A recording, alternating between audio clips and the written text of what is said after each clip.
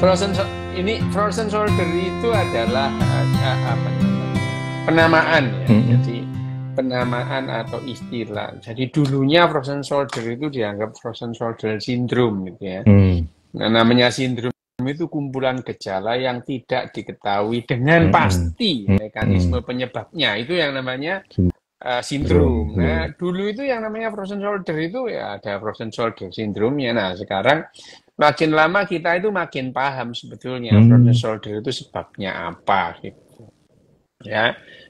Yang pertama gampang, frozen shoulder namanya frozen shoulder ya, bahunya itu frozen apa namanya? Kaku, beku gitu ya, kaku gitu, frozen shoulder gitu. Itu ya namanya. Jadi istilah dari frozen shoulder itu adalah kondisi nyeri dan kekakuan pada sendi bahu loh ya, sendi bahu loh. Kalau apa namanya sendi bahu itu kan, kalau kita ngomong sendi bahu itu dibentuk ya apa namanya dibentuk oleh 3 tulang gitu ya. Kalau misalkan sendi lutut itu dibentuk oleh 3 tulang juga gitu ya. Sendi lutut itu dibentuk oleh 3 tulang juga itu ya. Tulang apa namanya 3 tulang. Tapi sendi bahu itu juga dibentuk oleh 3 tulang gitu. Ada yang namanya tulang nih yang klavikula atau bahasa Indonesianya itu apa ya? Tulang selangka. Tulang selangka itu kelas loro SMP ya. Dulu kelas loro SMP ono apa jenenge anatomi tulang-tulang itu kelas loro SMP. Enggak tahu sekarang itu mungkin anak SD udah dikasih tak diberitahu. Tapi saya sering keliru tuh tulang selangka sama selangkangan tuh saya sering kewalik. Sampean itu senengane selangkangan nih. Iya. Tulang selangka itu apa namanya? Klavikula. Terus ada skapula. Skapula itu kalau bahasa Indonesianya tulang belikat. Gitu ya. Tulang belikat itu ya. Itu terus kemudian ada apa namanya humerus itu ya, humerus lengan atas itu ya, lengan atas itu humerus itu. Nah itu 3 itu membentuk satu sendi namanya. Nah itu dia itu tertutup sendinya itu oleh yang namanya kapsul 3 itu kapsul. Nah yang namanya frozen shoulder ya di situ masalahnya itu ya. Frozen shoulder itu pada saat kita menggerakkan lengan gitu ya, menggerakkan lengan itu sakit gitu ya, sakit gitu. Dan makin lama makin sakit, makin lama makin sakit gitu ya. Dan tanda-tandanya itu khas itu ya. Tanda-tandanya itu khas. Nah, ini yang namanya frozen shoulder itu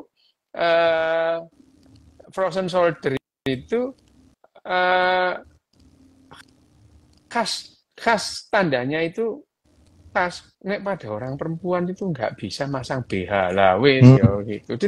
Tangannya itu nggak bisa ke belakang gitu ya. Itu tanda khas, itu frozen shoulder, nyeri nggak bisa gerak. Nah, pada laki-laki ya sama saja, cuman kejadiannya pada perempuan itu lebih banyak ya. Pada perempuan itu lebih banyak dari laki-laki gitu ya. Pada perempuan itu lebih banyak dari laki-laki. Itu frozen shoulder. Nah, kalau rentang umur yang apa namanya? Rentang umur yang terkena itu rata-rata antara umur 40 sampai 60 gitu. Ya ada juga yang apa namanya sebelum 40 sudah kena itu ada, bahkan setelah umur 60 kena itu ada. Itu yang kemarin itu ada pasien umur 80 tahun sebelumnya nggak pernah kena gitu ya. Itu apa namanya? Itu yang disebut dengan frozen shoulder itu ya. Jadi penderitanya itu yaitu tadi antara umur 40 sampai 60 tahun gitu ya. Nah, gejalanya itu ya khas itu ya, gejalanya.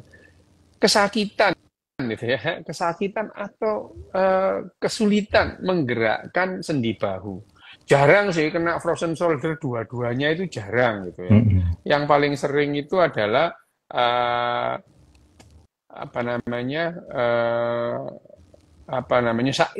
unilateral kanan atau Oh, kiri. Ini ono sing ya. jawab masang BH tekan ngarep diputer ke belakang. Tetep aja muter ke belakang itu kan muter ke belakang ya susah gitu ya. Terus lek nyopot ya apa diputer mana? Ya aneh-aneh loh wong-wong iki ya jawabnya. Tapi ada sih.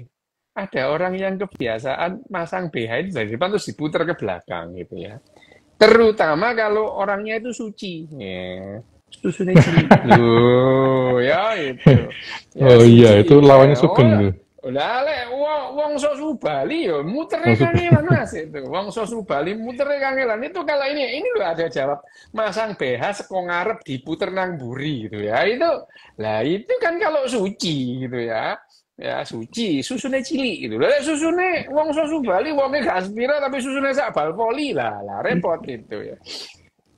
Ini aneh-aneh loh orang-orang itu. Ya, itu kesulitan melepas apa namanya kancing BH itu khas pada perempuan. Tapi apa namanya frozen shoulder ini, nah ada tahapnya sih sebetulnya tahapnya. Tahap pertama itu free. Jadi jarang orang yang langsung kesakitan itu jarang. Tapi ada gitu ya. Tapi ada itu ada yang langsung iki mana lho niki lho apa iki sapa jenenge Ical, Ical iki lho bukan. Suci Gemilang susu cilik digegemilang lho ya iku ngono iki Ical iki ngene kurang ajar Ical iku tambah digede tambah-tambahi Suci Gemilang susu cilik digegemilang gitu Model itu kue lumpur itu.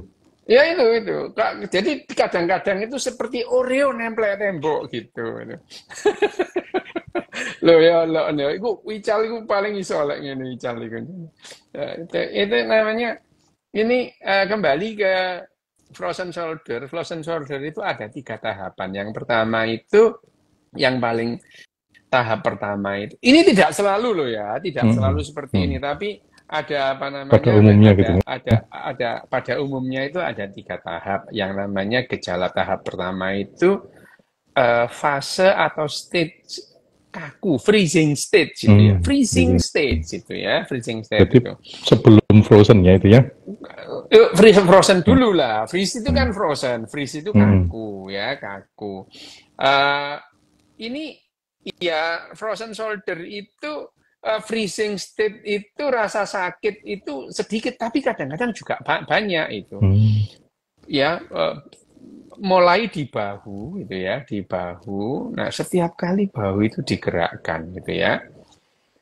Nah, makin lama rasa sakit itu makin Parah. bertambah lah itu ya. Awalnya itu sedikit, makin lama makin bertambah. Nah, memang ini yang disebut freezing state gitu ya, mulai kaku terus digerakkan sakit itu.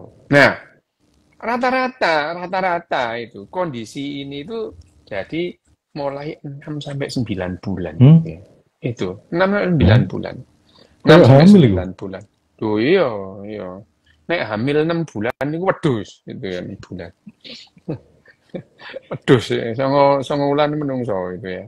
Nah, setelah awalnya itu kaku terus kemudian makin sakit itu terus masuk fase kedua. Ini pada umumnya ya. Itu namanya frozen state gitu ya. Yang pertama freezing, yang kedua itu frozen state gitu ya. Nyerinya itu bisa hilang gitu ya. Jadi 6 bulan itu memasuki frozen itu nyerinya itu bisa hilang gitu ya. Nyerinya itu bisa hilang, tapi kakunya makin parah ya. Jadi nyerinya itu kalau nggak digerakkan ya nggak sakit, tapi kakunya makin parah, makin nggak bisa gerak gitu ya, makin nggak bisa gerak. Itu yang namanya frozen state ini. Nah, frozen state itu bisa setahun lebih gitu ya, bisa setahun lebih gitu. Bisa setahun lebih. Jadi ya ada yang kurang sih. Antara 4 sampai 12 jam. Memang namanya sindrom itu ya gitu ya. Batasannya itu panjang, 4 sampai 16 bulan itu ya. Ya, itu fase kedua. Nah, fase ketiga itu yang disebut fase resolusi atau thawing stage itu ya, fase resolusi.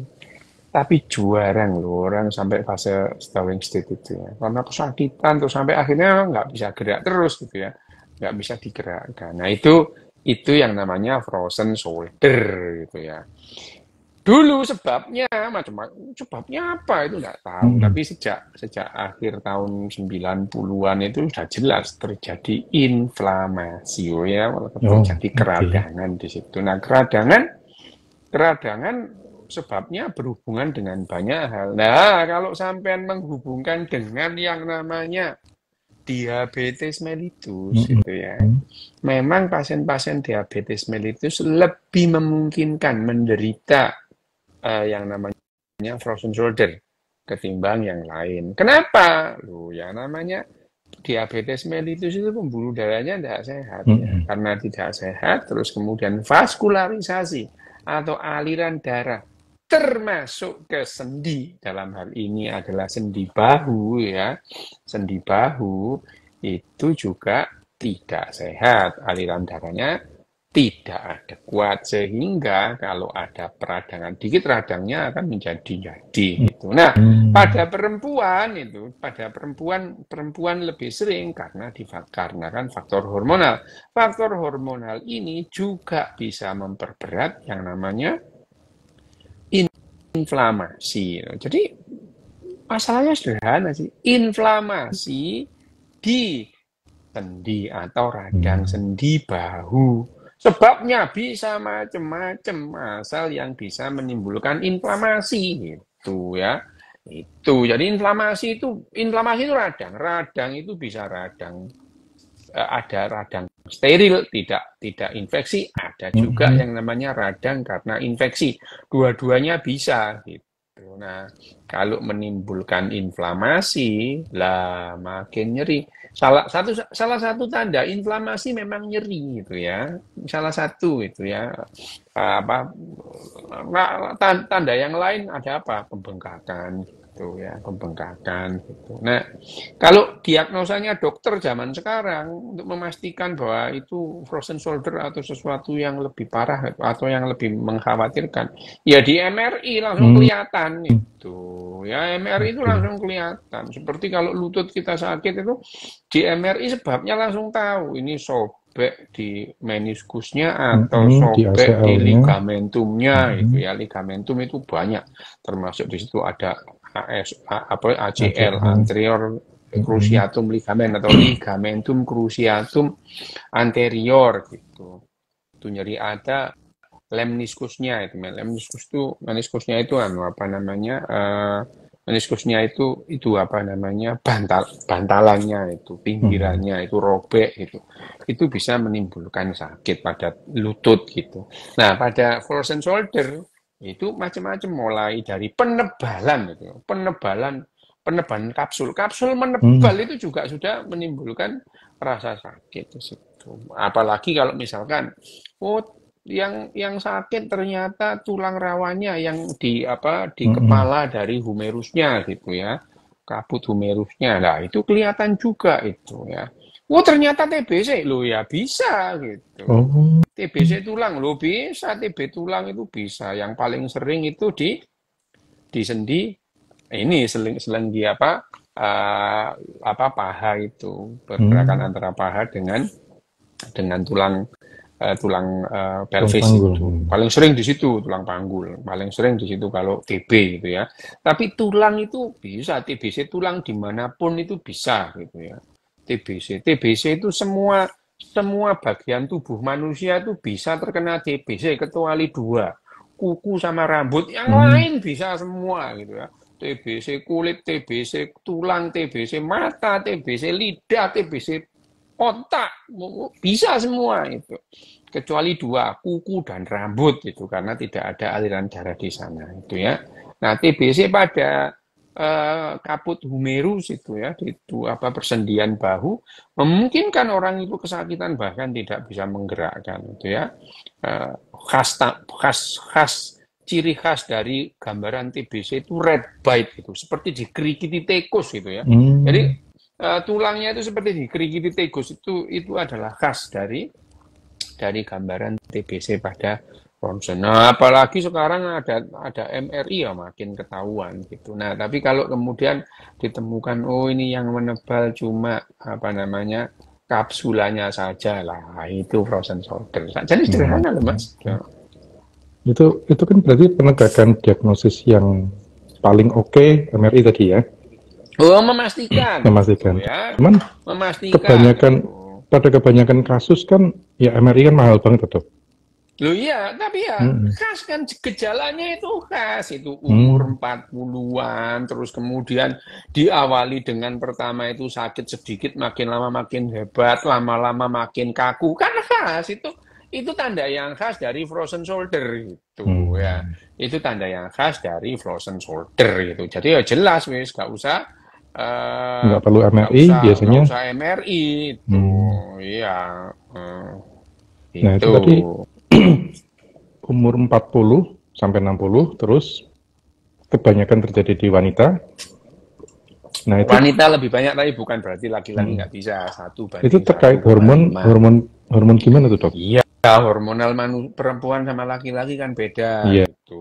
Laki-laki punya testosteron, perempuan juga punya. Laki-laki punya estrogen, perempuan juga bisa. Tapi itu yang namanya perbandingan atau apa konstelasi hormonalnya kan beda itu dan itu yang menyebabkan perempuan lebih sering mengalami apa namanya resiko perempuan itu lebih tinggi mengalami frozen shoulder ketimbang pada laki-laki gitu itu. Oke, 40 kan berarti masih rada jauh dari perimenopause ya. Perimenopause itu ya ada hubungannya dengan inflamasi itu. Hmm. Perimenopause itu ada bisa terjadi 12 tahun sebelum Oh dua gitu. belas tahun loh. 12 tahun sebelum Menopause terjadinya beneran. betul-betul menopause itu bisa keluhan-keluhan perimenopause itu muncul. Dan salah satu nah, frozen shoulder bukan perimenopause syndrome ya. Mm-mm. Tapi pada orang perimenopause itu terjadinya frozen shoulder meningkat ketimbang sebelum-sebelumnya gitu. Dan hilang Oh, setelah menopause beneran itu.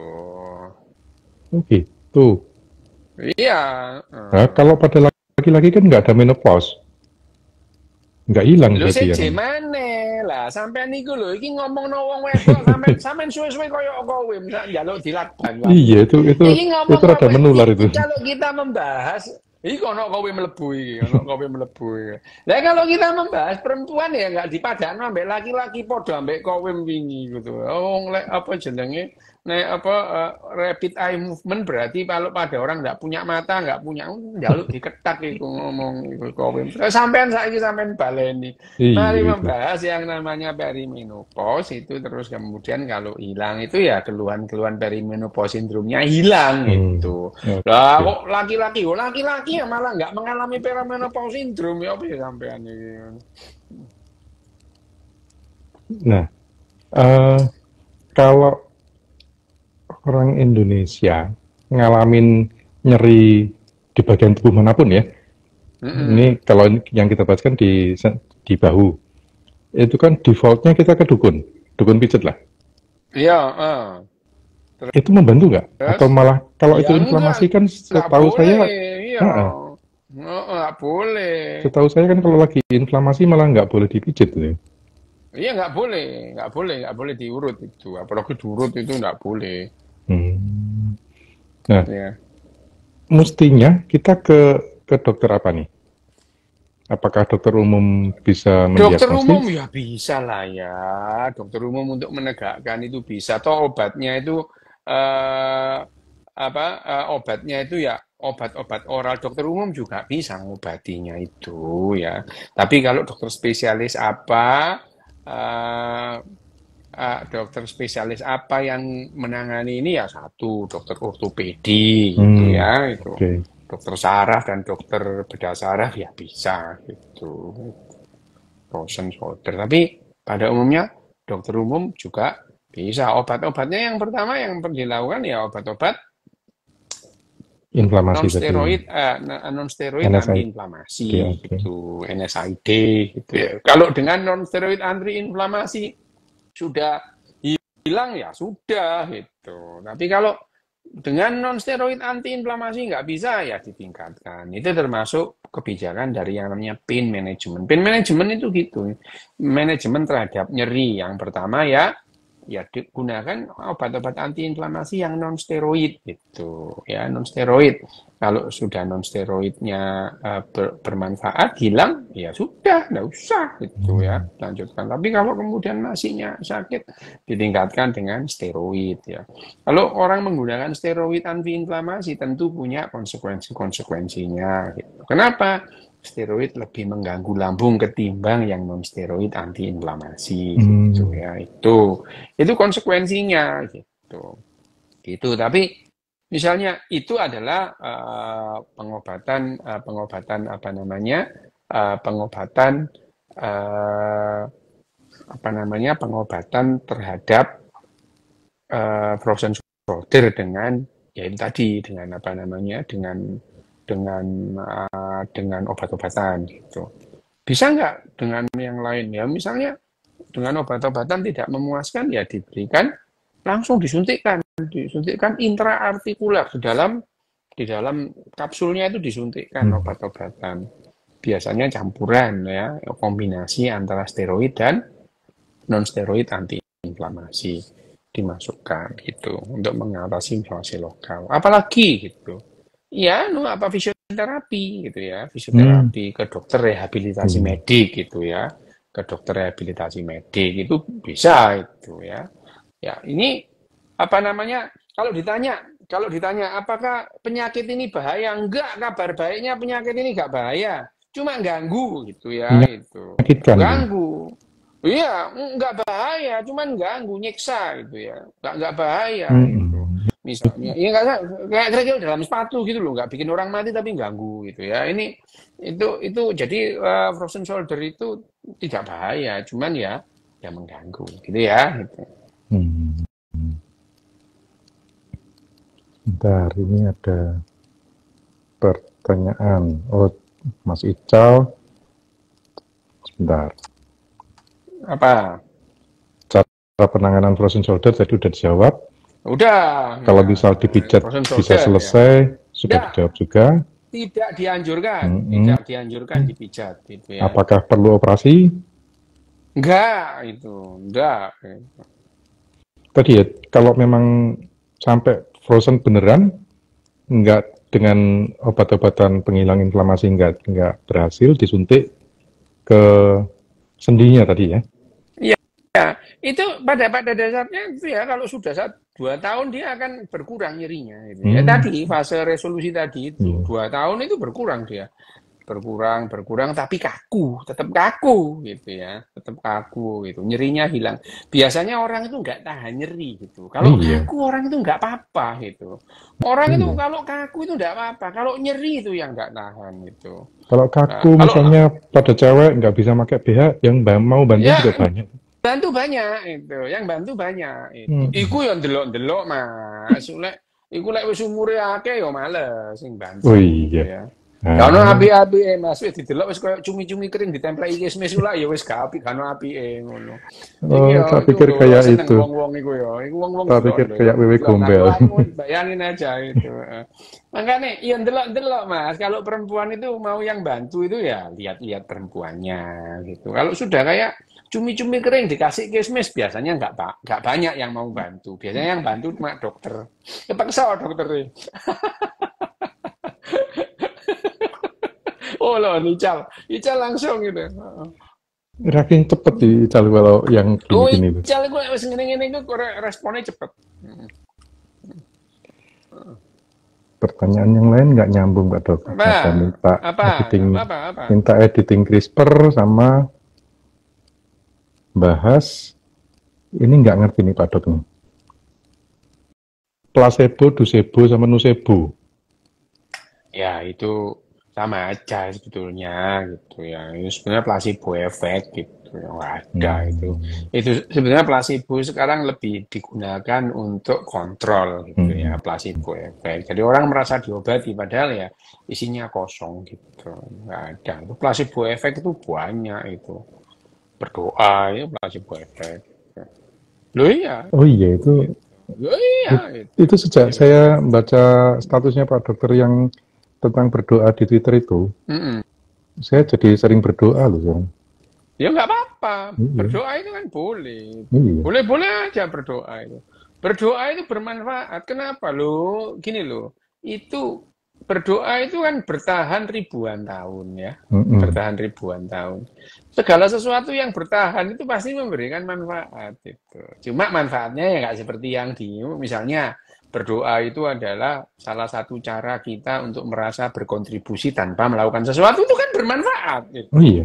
Bayangin aja ribuan tahun ibu-ibu dan bapak-bapak itu merasa bermanfaat bagi anaknya dengan mendoakan. Padahal ya anaknya lulus sekolah, anaknya selamat itu bukan karena doanya gitu. Nggak ada itu. Tapi Tak kan merasa anaknya lulus bermanfaat, sih gitu. Loh merasa itu bermanfaat penting itu kan gitu. penting untuk Loh itu kan kenyamanan otak, Pak Dok. bagus itu. Iya, Kenyamanan yang berdoa iya. bukan yang didoain. Yang didoain ya enggak pengaruh anak goblok nggak belajar doain gimana ya nggak entos ya nggak entos sekolah gitu. Lah mbok pikir kalau anaknya didoain terus jadi lulus gitu ya ndak itu. Ya ndak ya. Ya ujian SIM didoain ya enggak, ujian SIM ya nggak entos ya nggak entos itu ya. Itu, tapi berdoa memberikan manfaat. Oh iya, orang lama bertahan berarti memberikan manfaat evolusioner dalam hal ini memberikan kenyamanan pada yang berdoa. Bukan yang pada Hmm. yang didoakan. Gitu. Yang didoakan, kalau gitu yang didoakan ya gini aja, kalau nggak percaya kalau ada ban kempes, coba didoain bannya itu bisa kempesnya hilang apa enggak. Lah kan berarti mendoakan ban supaya kempesnya hilang. Coba, gitu. Coba aja gitu. Kan nggak ada pengaruhnya gitu. Nggak ada Yang penting pengaruhnya. kan lega. Yolah iya itu kan yang berdoa bukan yang didoain. Oh, mendoakan ban kempes saja nggak bisa, mendoakan tumor otak itu loh, yang bener aja itu. Coba banmu kempes didoain, kempesnya bisa hilang dah itu. Oh, doain ban kempes saja nggak bisa, doain orang tipes loh, enggak lah itu. Tipes Ini ya diobati, ban kempes ini ya ada lagi Pak Dok disambat nih. itu. Ya. Dari Wida Oke.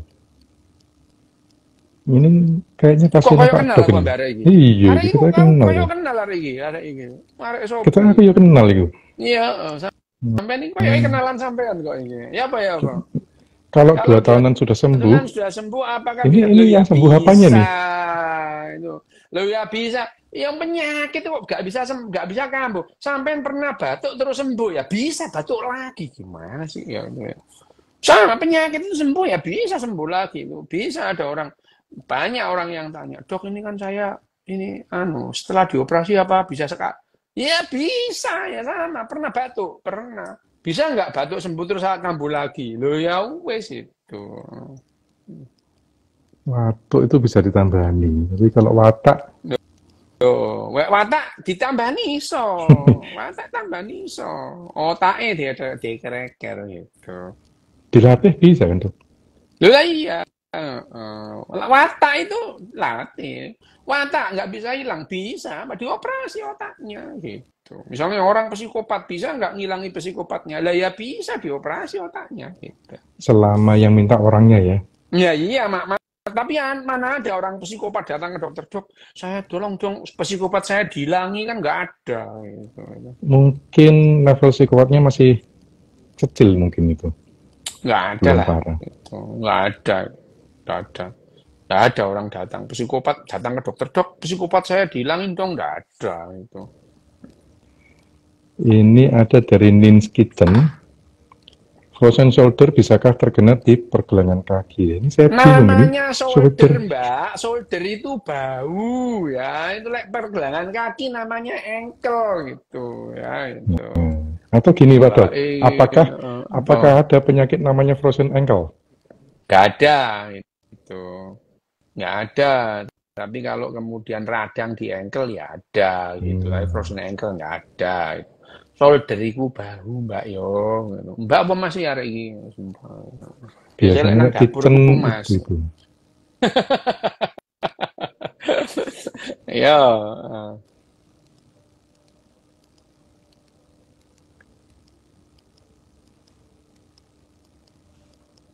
Ini saya nggak mudeng ini dokter, bagaimana dampak diabetes terhadap hiperemis gravida? Gravidarum ya. Ya tidak ada hubungan langsung sih, tapi Itu apa itu diabetes Pak Dok? mellitus itu Hyperemesis adalah gravidae. mual muntah pada kehamilan awal itu loh, gitu ya. Tapi kan jarang orang muda diabetes. Tapi kalau kemudian diabetes terhadap hiperemesis, biasanya pada umumnya yang namanya diabetes itu memperburuk kondisi, gitu ya. Oke. Gitu. Memperburuk kondisi kehamilannya Apapun, juga. ya sakit iya. Keadaan penyakit itu pada umumnya akan diperburuk oleh kondisi yang namanya diabetes mellitus, gitu ya. Apakah ketika ibu yang hamil ini menyandang diabetes, anaknya terus langsung terwarisi diabetes atau gimana Pak Dok? Ya enggak, cuman kan kondisi diabetes itu kan tidak sehat, gitu ya.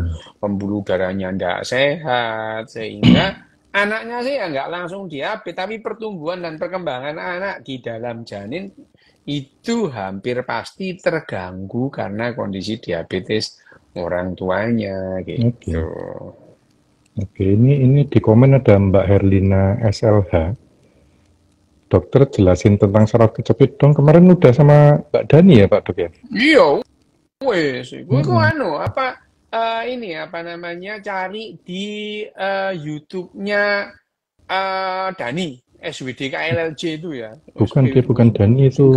Let's Talk. Let's Talk Ya. Ada di IG-nya Mbak Dani, Mbak Dani Teguh Sumawardani, atau di YouTube-nya Let's Talk.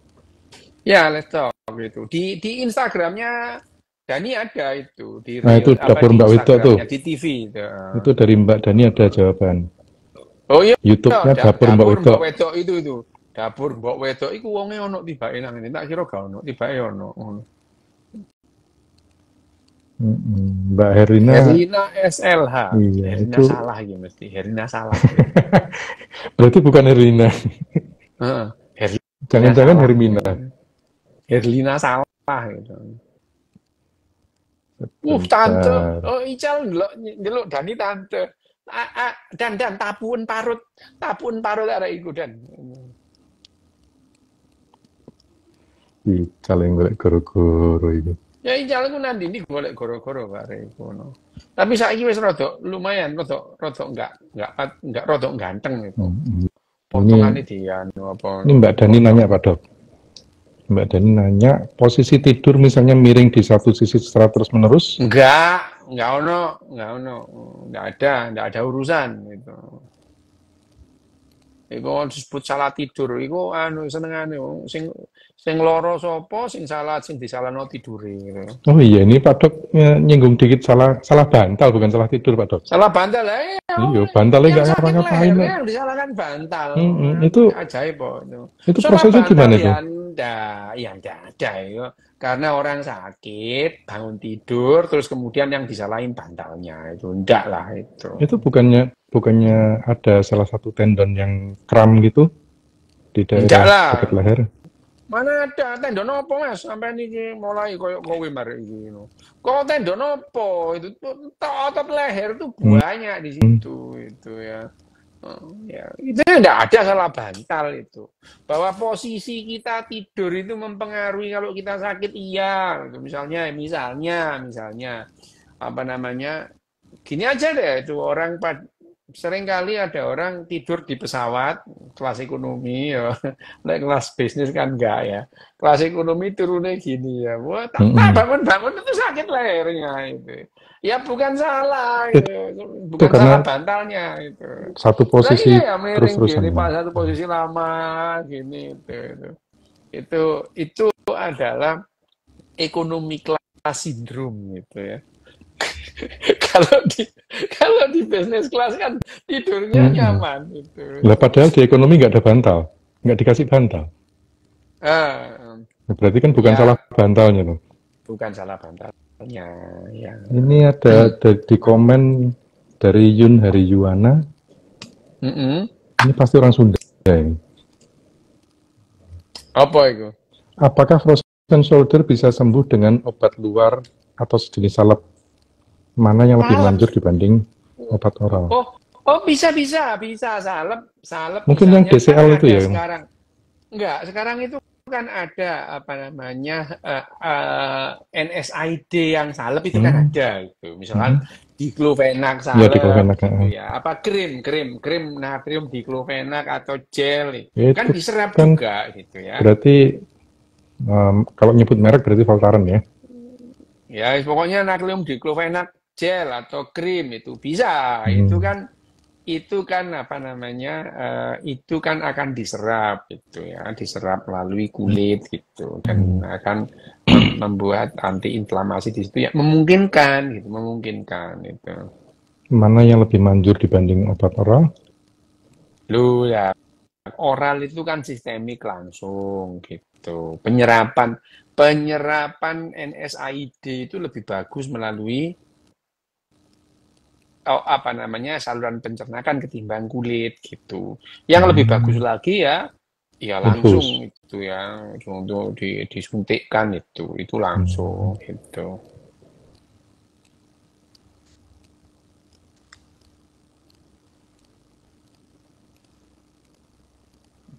Oke.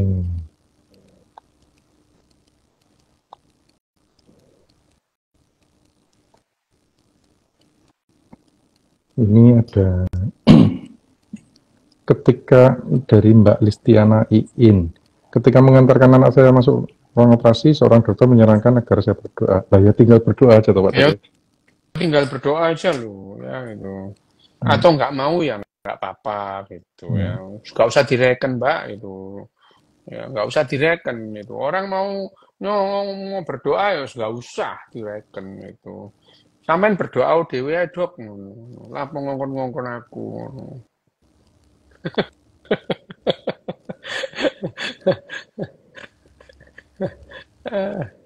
Ya gitu itu. Dari Nyuruh berdoa. Bian Store ini toko online. Obat penahan nyeri dalam 1 hari dosisnya dibatasi, ya. Tapi kalau masih kesakitan gimana ya Pak Dok? Ya itu tadi kontrol dokter lagi gitu ya. Nggak semua kamu itu mesti ngerti gitu ya. Tidak kabeh kok kudu paham gitu ya. Kalau udah sakit ya balik lagi ke dokter gitu. Ya, itu. Udah masih sakit balik nang dokter gitu ya. Masih sakit ya balik lagi ke dokternya. Itu.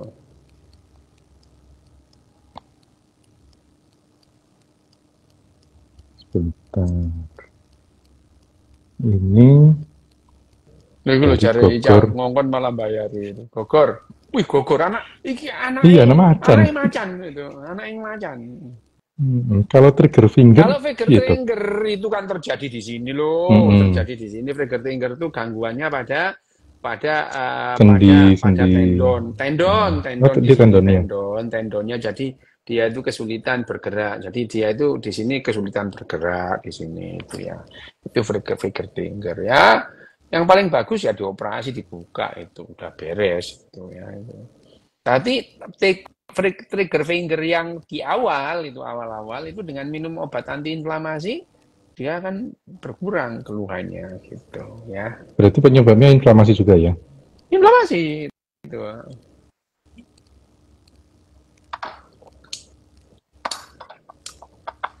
Omene.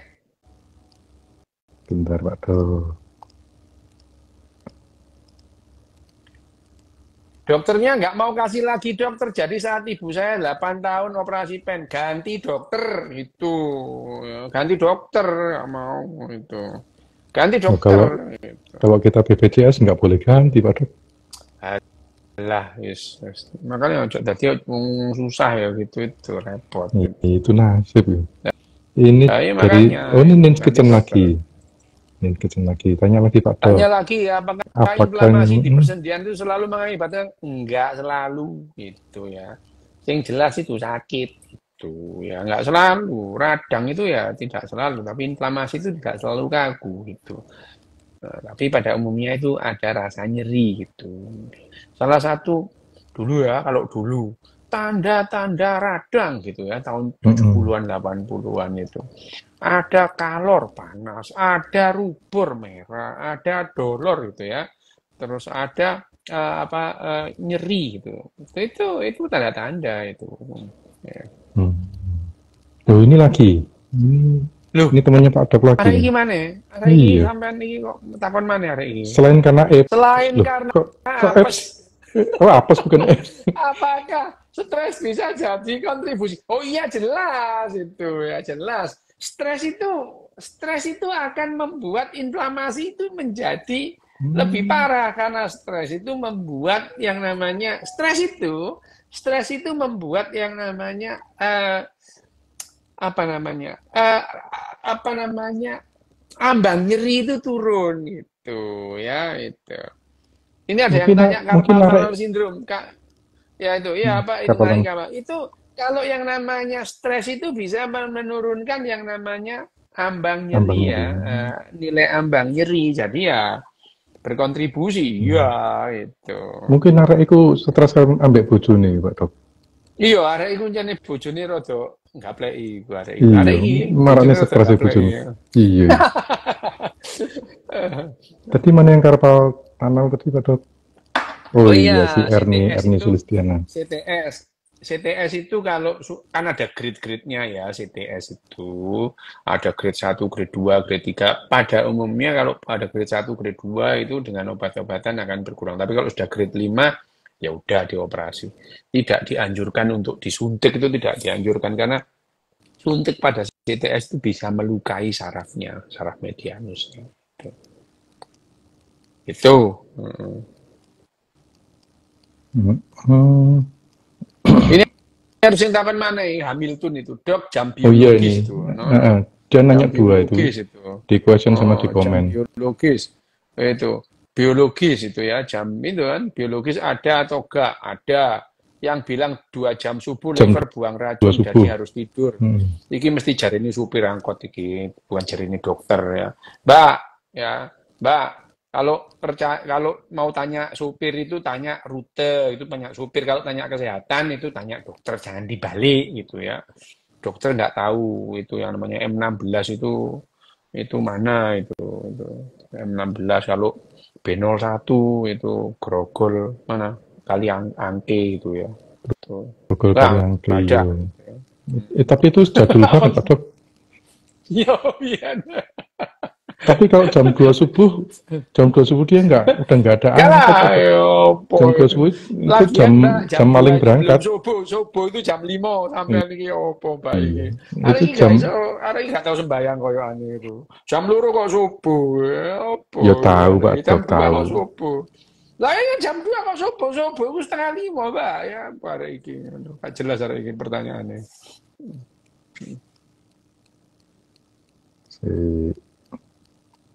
Masih ada lagi.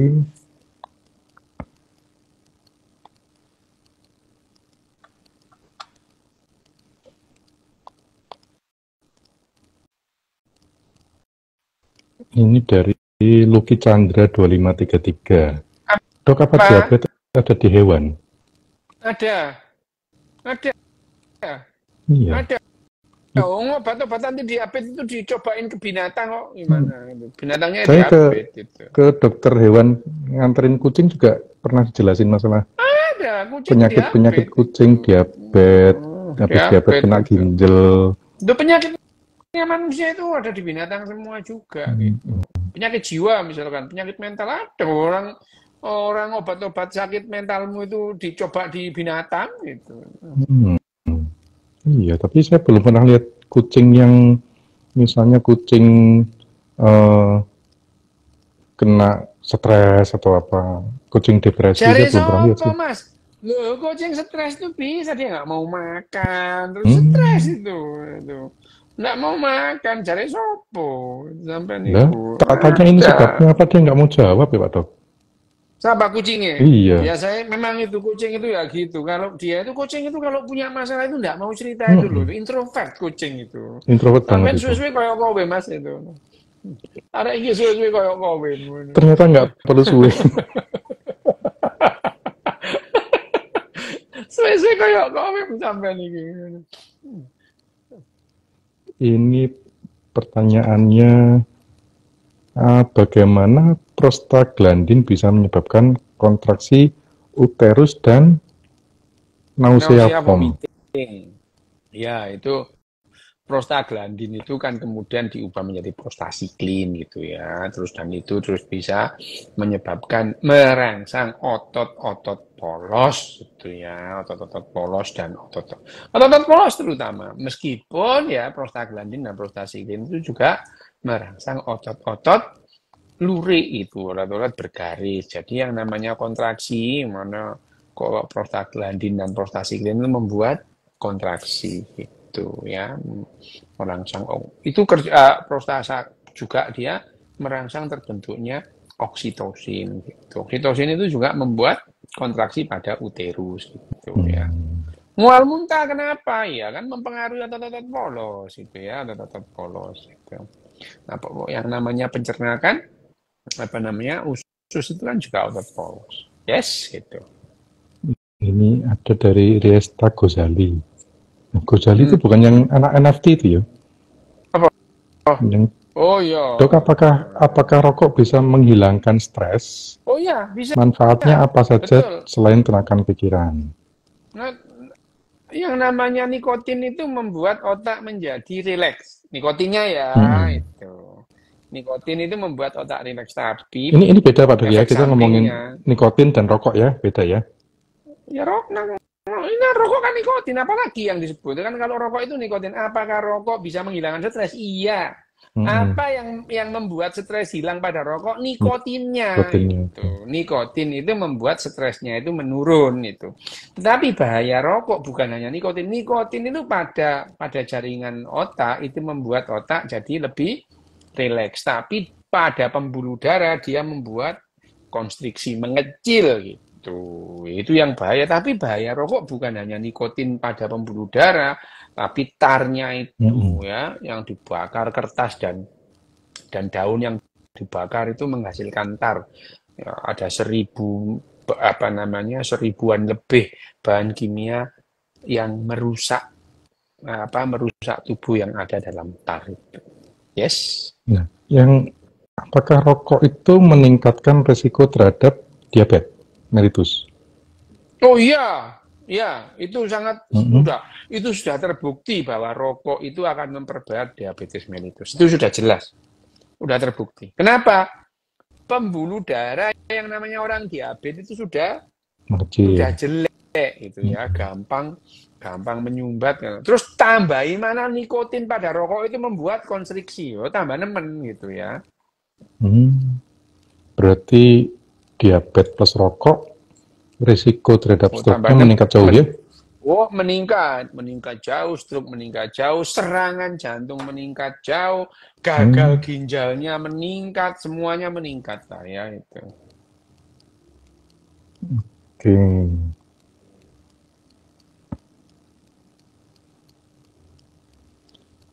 Ini dari Sukatani Mandala Giri Farm. Mandala Giri. Apakah depresi ada kaitan dengan penyumbatan pembuluh darah? Enggak ada. Cekak aos ya enggak ada. Gitu.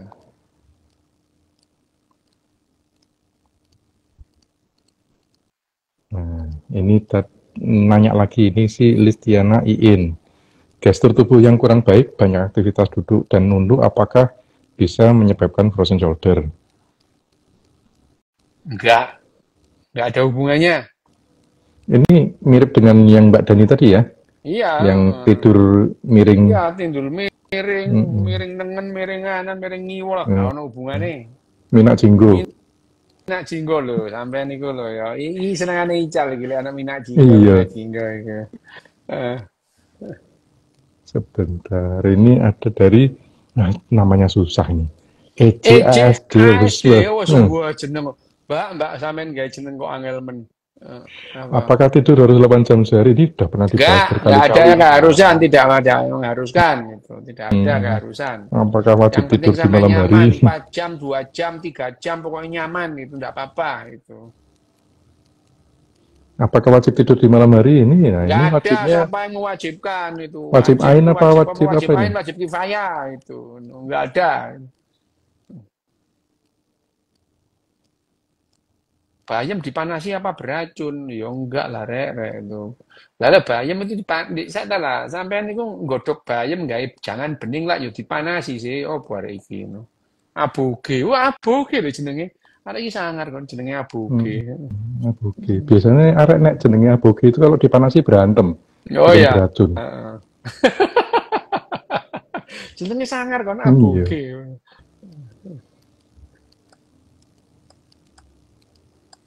Lho ya diangeti wong mendidik kok diangeti opone. Ya bayam yo. Ini yang Mandalagiri tadi nanya lagi, apakah penyumbatan pembuluh darah bisa dibersihkan dengan cara apa? Loh, Dengan cara apakah bisa apa? dibersihkan? Penyumbatan pembuluh darah yo gak ono ya diobati itu ya. Penyumbatan pembuluh darah yang tidak bisa dibersihkan. Kalau apa namanya obatnya itu apa namanya iki dipanasi 2 kali. Ada iki nyene angel. Ya, apakah penyumbatan pembuluh darah bisa dibersihkan? Ya enggak ada, tapi kalau misalkan ada plat, ada yang namanya apa namanya eh, gumpalan lemak dan gumpalan kolesterol ya ada obatnya, diobati dengan obat-obatan menurunkan kolesterol yang bisa menurunkan juga lesi atau yang namanya complication lesion pada apa namanya permukaan pembuluh darah yang tidak ada terus digelontor kayak gorong-gorong gitu ya nggak gitu cara mainnya itu. Pak Dok, ini ada komen dari Stefa Fadria. Apa? Jadi ini tidur malam itu sangat penting dok, jam 11 malam itu ada hormon apa gitu.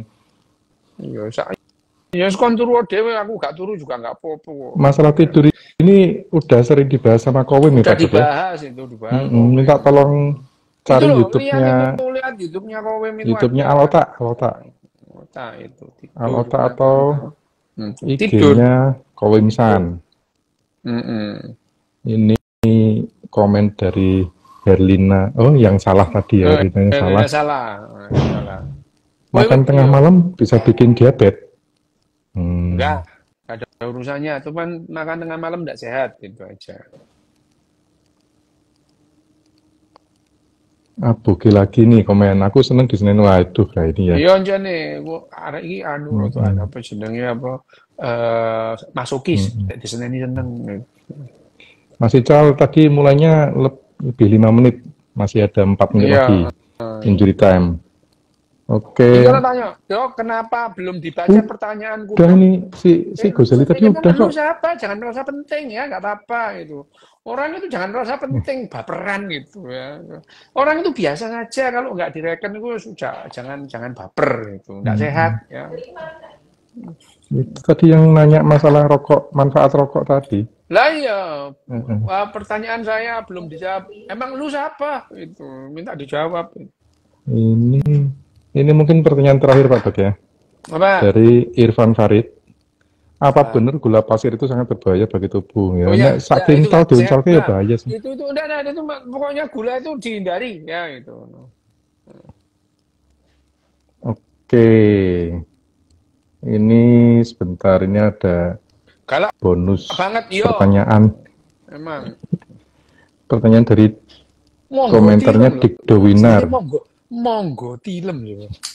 Arek iki nawani turu lho ya apa.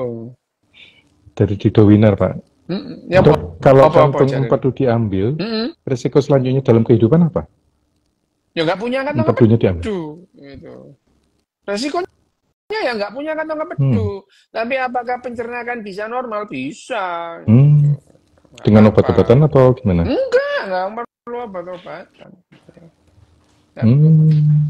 Cuman dia kayaknya nggak dengan empedu, nggak apa-apa itu. Jadi menarik nanti kita bahas empedu, Pak Dok. Dari lever langsung tumpah ke dia ada Mbak Aca Wayudi, dokter tidur berapa jam sehari lah, dia sudah tahu, udah berkali-kali ku jawab ini, mancing-mancing pertanyaan dia ini ya Mbak Aca ini gitu.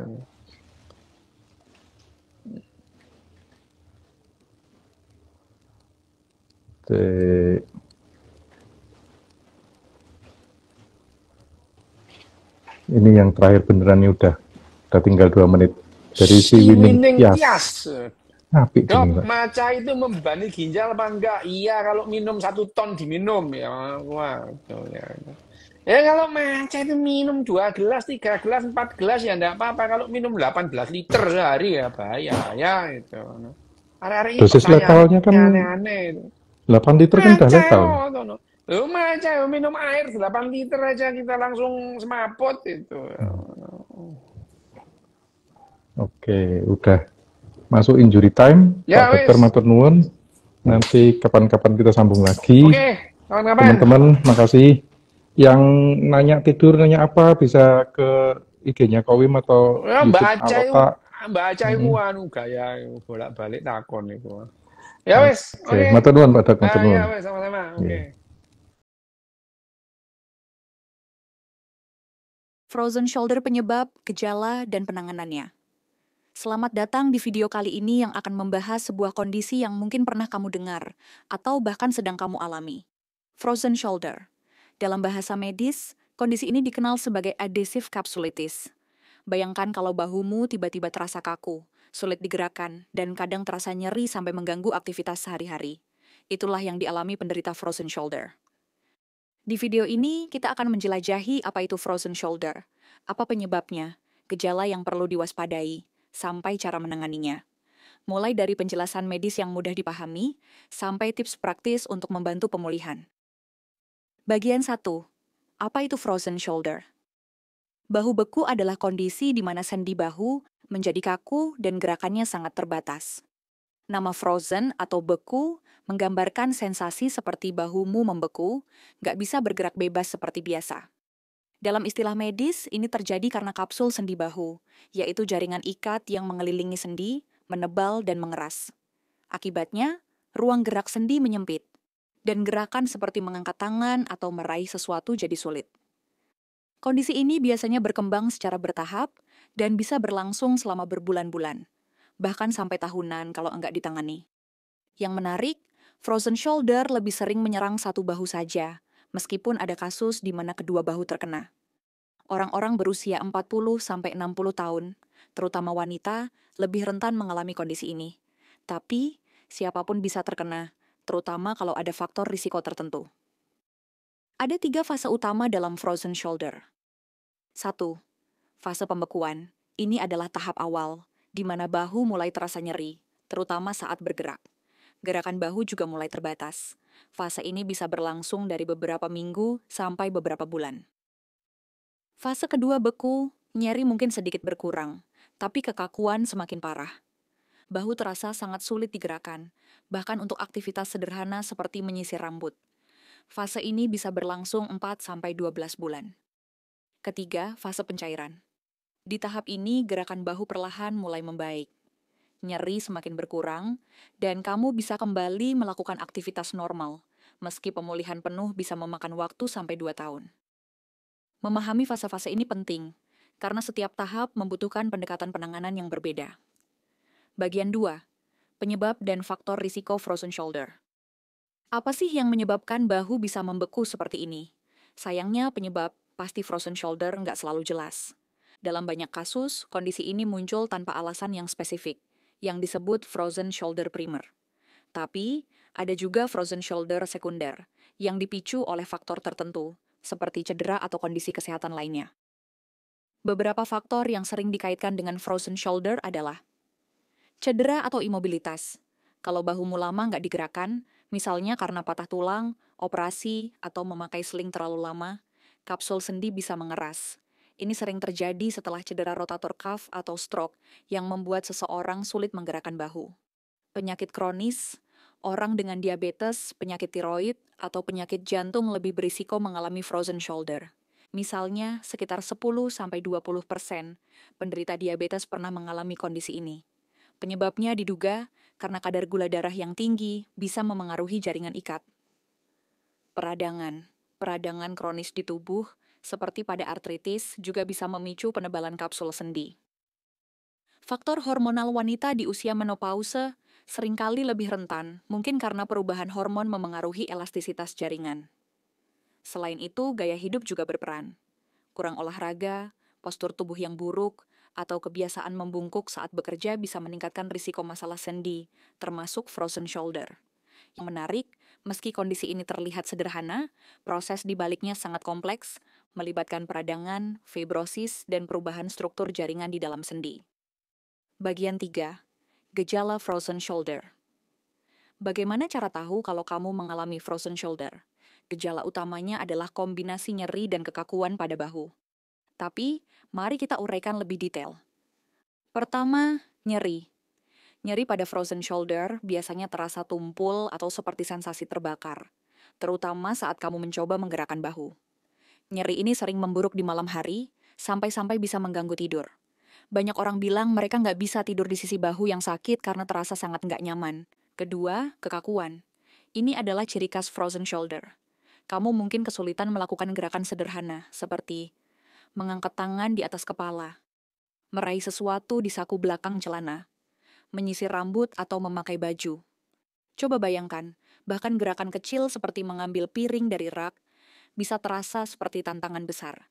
Kekakuan ini biasanya memengaruhi semua arah gerakan bahu, baik saat kamu mengangkat tangan ke depan, samping, atau memutarnya.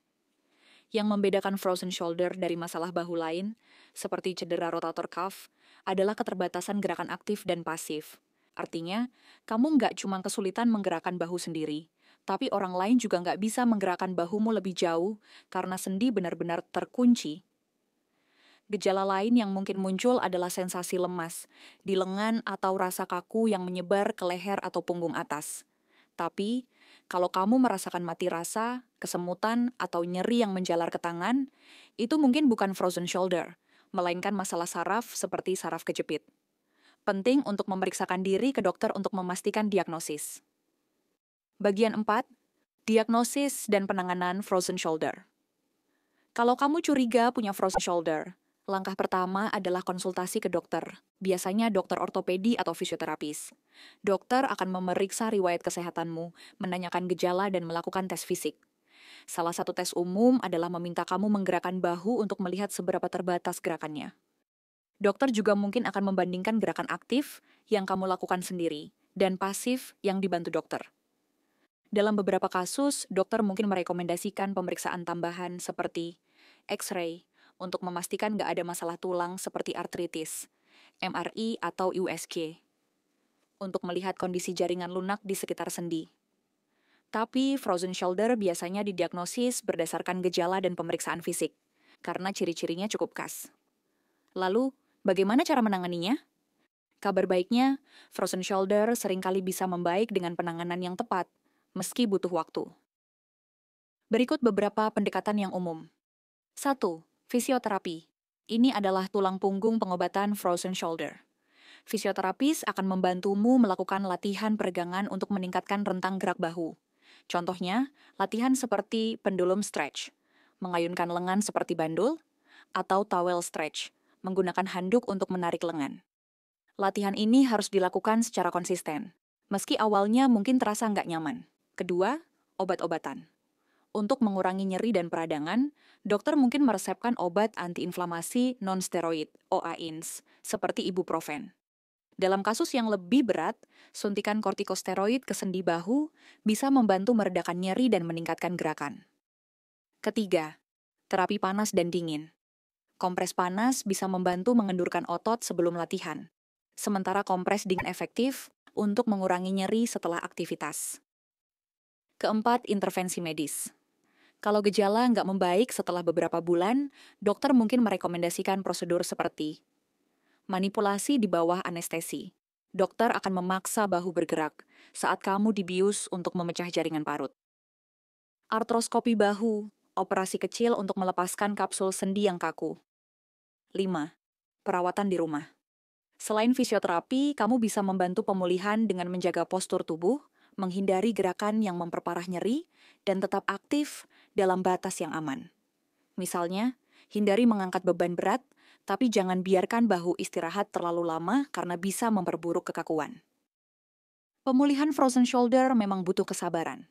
Rata-rata, orang mulai merasa lebih baik setelah 6 bulan sampai 2 tahun, tergantung pada keparahan dan konsistensi pengobatan. Kuncinya adalah nggak menyerah, meski prosesnya terasa lambat. Bagian 5. Pencegahan dan tips hidup dengan frozen shoulder. Meski frozen shoulder nggak selalu bisa dicegah, ada beberapa langkah yang bisa mengurangi risiko atau membantu pemulihan. Tetap aktif, lakukan peregangan ringan setiap hari untuk menjaga fleksibilitas bahu. Yoga atau latihan peregangan sederhana bisa sangat membantu. Kontrol penyakit kronis. Kalau kamu punya diabetes atau jaga kadar gula darahmu dengan baik, karena ini bisa menurunkan risiko masalah sendi. Perhatikan postur. Hindari membungkuk saat bekerja atau menggunakan ponsel, karena postur buruk bisa membebani bahu. Jangan abaikan cedera. Kalau kamu cedera di bahu, segera tangani dan hindari imobilitas berkepanjangan. Bagi yang sedang mengalami frozen shoulder, cobalah untuk tetap positif. Kondisi ini memang menyebalkan, tapi dengan perawatan yang tepat, kamu bisa kembali bergerak bebas. Dengarkan tubuhmu, ikuti saran dokter, dan beri waktu untuk proses penyembuhan. Bahu beku adalah pengingat bahwa tubuh kita, meski luar biasa, kadang butuh perhatian ekstra. Dengan memahami kondisi ini dan mengambil langkah yang tepat, kamu bisa membantu bahumu mencair dan kembali ke performa terbaiknya. Itulah pembahasan lengkap tentang frozen shoulder, mulai dari apa itu, penyebabnya, gejalanya, sampai cara menanganinya. Semoga informasi ini membantu kamu memahami kondisi ini dan tahu langkah apa yang bisa diambil kalau kamu atau orang terdekat mengalaminya. Terima kasih telah menyimak dan sampai jumpa di video berikutnya.